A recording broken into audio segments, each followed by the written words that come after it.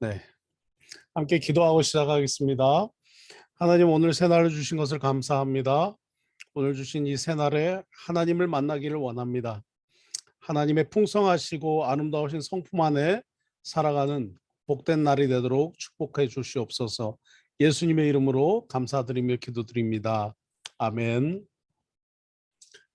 네, 오늘은 신명기 또 계속해서 말씀으로 하나님 앞에 나아가겠습니다.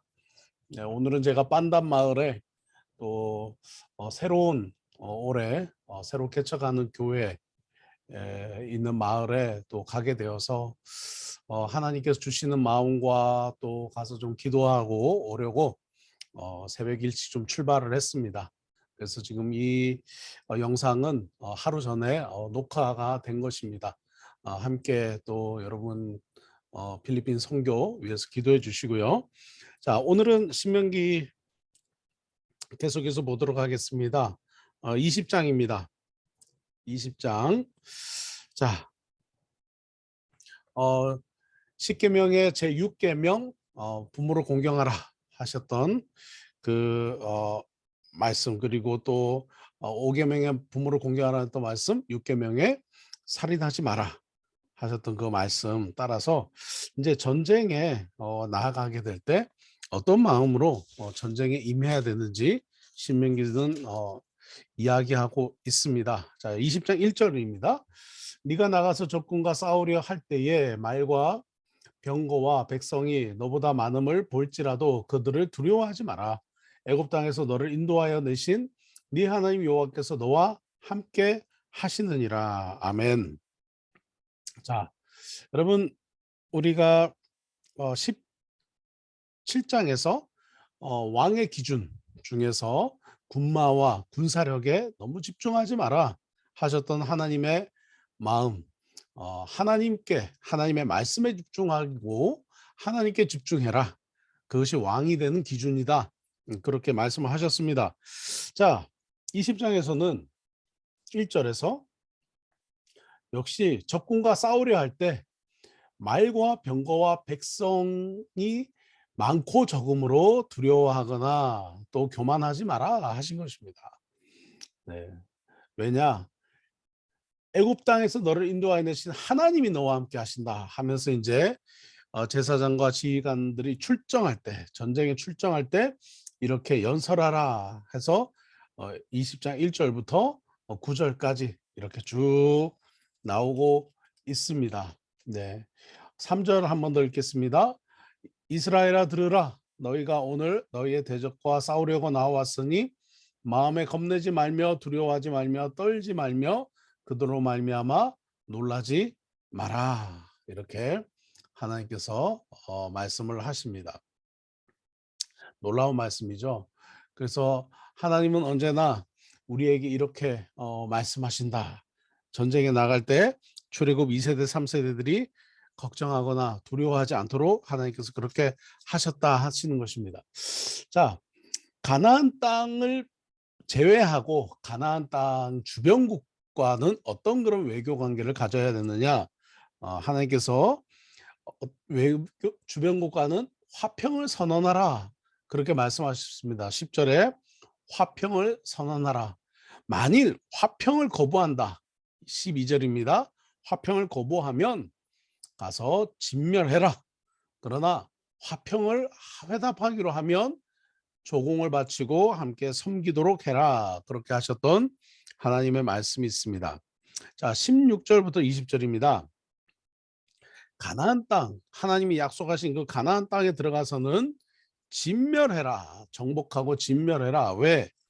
가증한 일을 이스라엘에게 가르쳐서 범죄하도록 만들기 때문이다.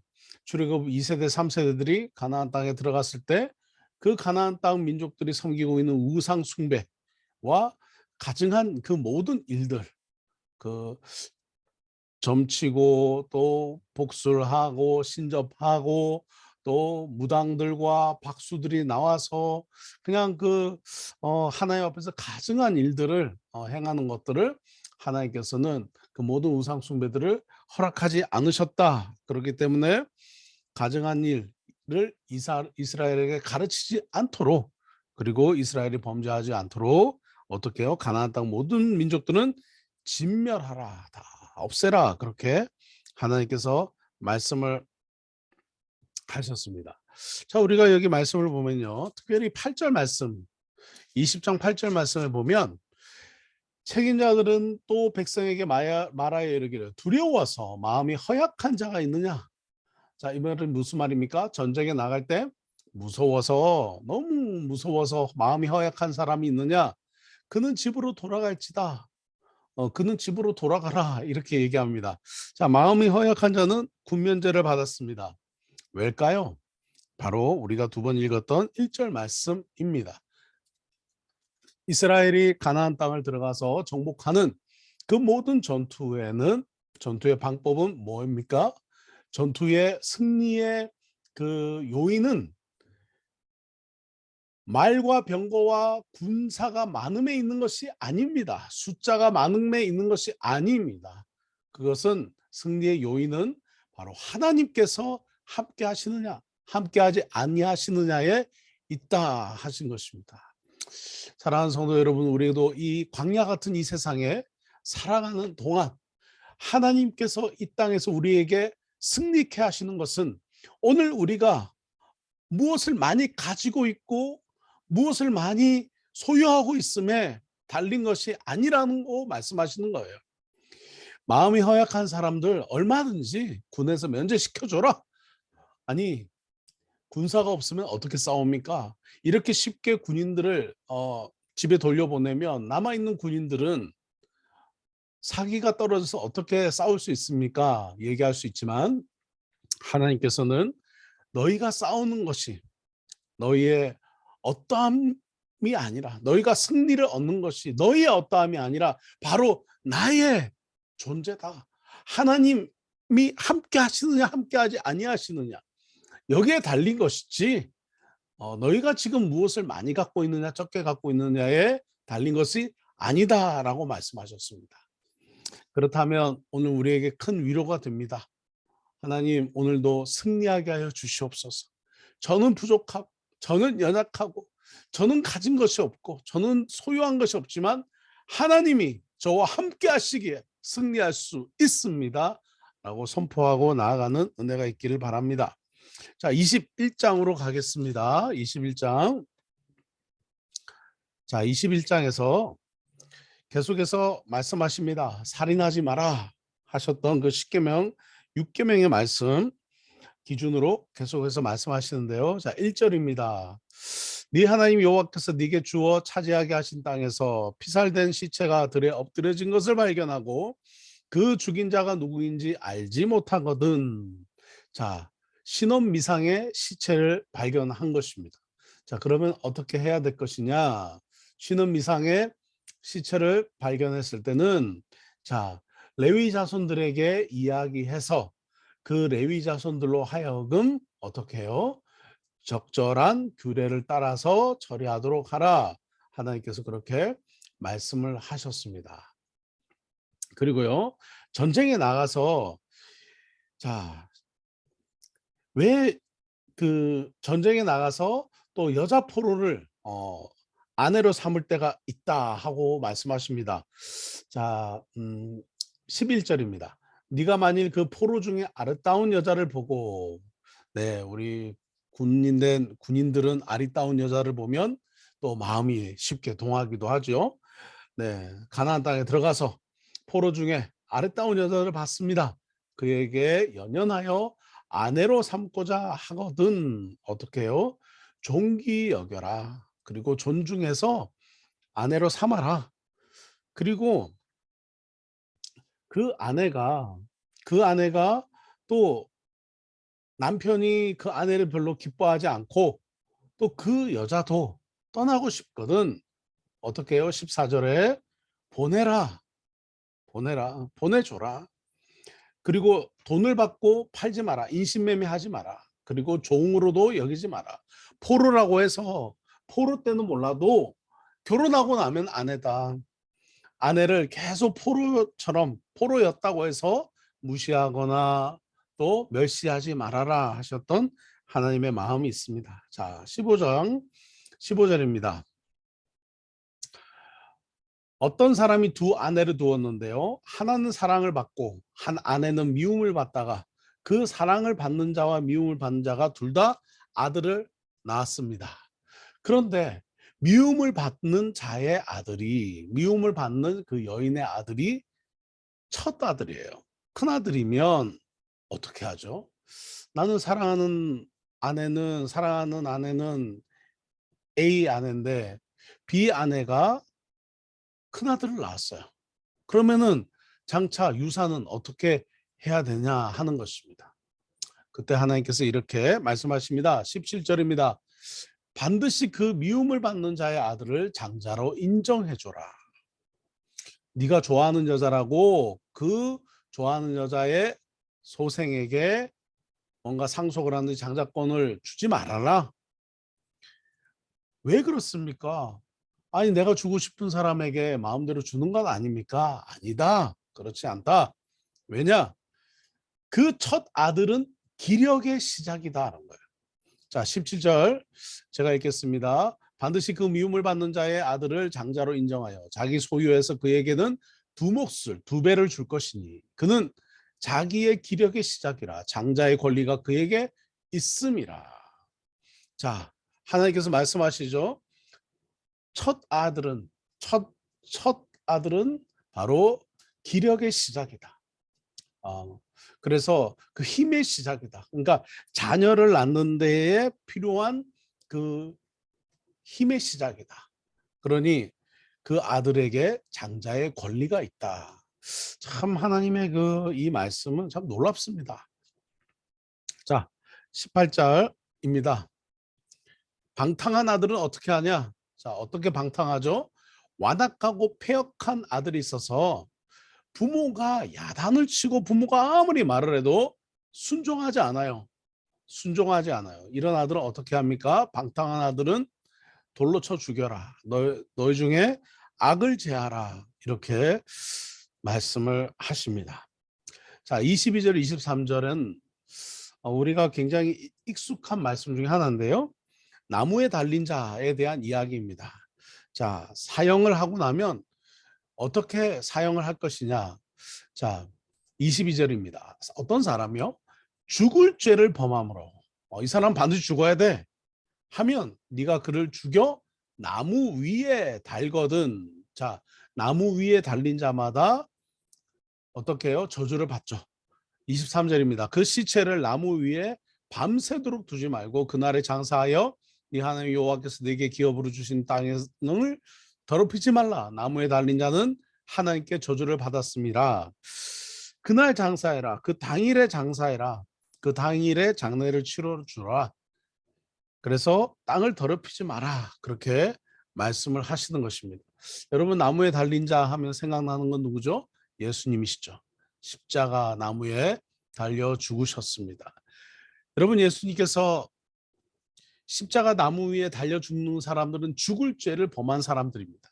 여러분 예수님께서 죽을 죄를 범하셨습니까? 아닙니다.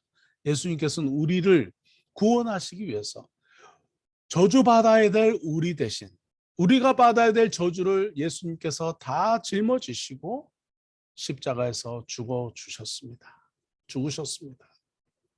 사랑하는 성도 여러분, 이 예수님의 사랑을 이 아침에 잊지 않길 바랍니다. 우리가 받아야 될 저주를 다 받으신 예수님의 그 사랑을 묵상하는 또 하루가 되기를 바랍니다. 자, 22장으로 가겠습니다. 자, 22장. 참 재밌는 말씀이 나오는데요. 1절입니다. 네 형제의 소나 양이 길 잃은 것을 보거든 못 본 채 하지 말고 너는 반드시 그것들을 끌어다가 네 형제에게 돌릴 것이요. 자, 우리가 이 세상을 살아가다 보면 다른 사람이 좀 피해를 보고 다른 사람이 좀 안 좋은 일을 당해도 그냥 모른 척하는 거죠. 모른 척하고 못 본 채하고 지나갈 때가 있습니다. 그죠? 성경에서의 이 가치관 정신은 뭡니까? 형제의 소나 양이 기리는 것을 보거든 아유 그냥 신경 쓰기 싫어. 괜히 또 내가 나섰다가 또 혹시 저 소나 양을 내가 많이 훔친 것처럼 또 또 이렇게 모함 당하면 어떡해? 그냥 곤란한 일을 당하면 어떡해? 남의 일을 돕다가 곤란한 일을 관여하다가 곤란한 일을 당하면 어떡해? 그냥 못 본 채 할래. 요즘 많이 있는 생각들이죠. 그런데 하나님께서는 뭐라고 말씀하십니까? 못 본 채 하지 마라. 이웃을 못 본 채 하지 마라. 도와줘라.